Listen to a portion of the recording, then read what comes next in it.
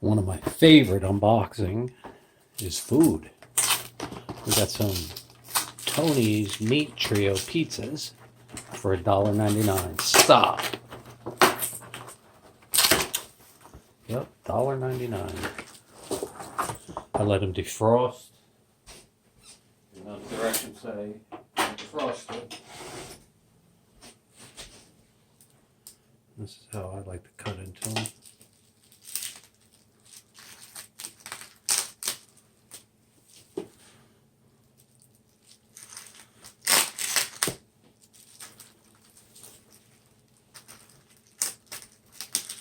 Cook these up real nice, and then we'll figure out what we're going to do with them. Add something else. Thought they were thinner crisp. Well, not really a thin crust, but redistribute the pepperoni.